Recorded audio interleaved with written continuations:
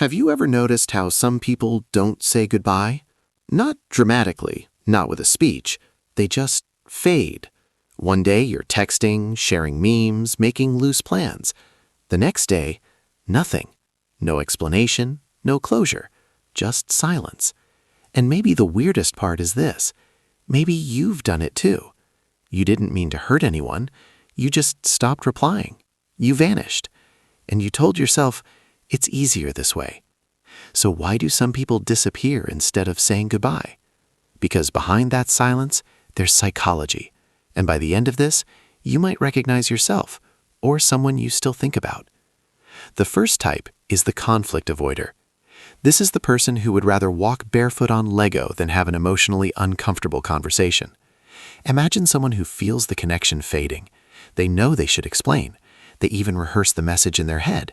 But the moment they imagine the other person's reaction, questions, disappointment, emotion, their nervous system hits the panic button.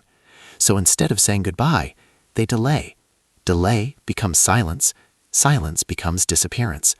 For them, vanishing isn't cruelty, it's self-protection.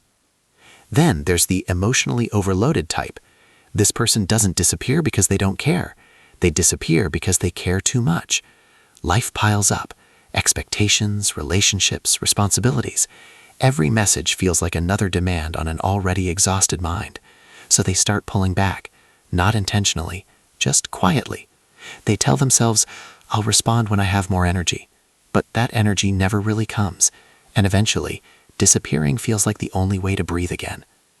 Another type is the people pleaser who reached a limit. This one's subtle. They were always there, always listening, always adjusting. But they never said what they needed. Over time, resentment builds. They feel unseen, but they don't know how to express it without feeling guilty. So instead of saying, this hurts, they leave, suddenly, without warning, because disappearing feels safer than finally telling the truth. And then, there's a twist. Some people disappear not because they're weak, but because they're afraid of being seen clearly.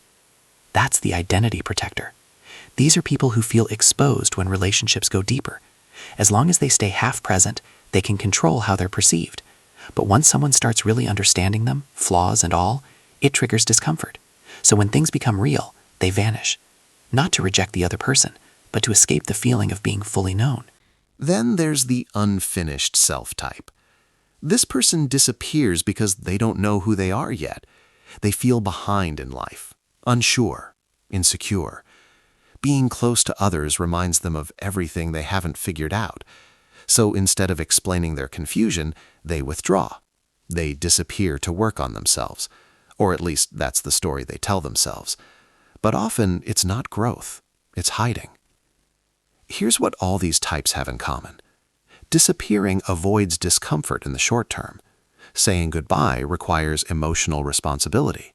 It requires clarity, and clarity is scary. But silence creates its own damage, not just for the person left behind, but for the one who leaves. Because every unresolved ending becomes mental noise, a background hum of what-ifs, of unfinished sentences.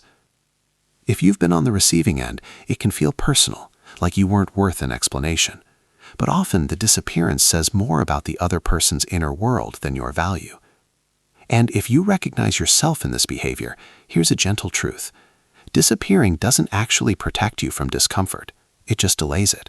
The emotions don't vanish. They wait. So ask yourself, quietly, honestly, which type are you? Are you avoiding conflict? Overwhelmed? Afraid of being fully seen? Or still trying to figure yourself out? And maybe the real question isn't why some people disappear. It's what we're all avoiding when we choose silence over goodbye.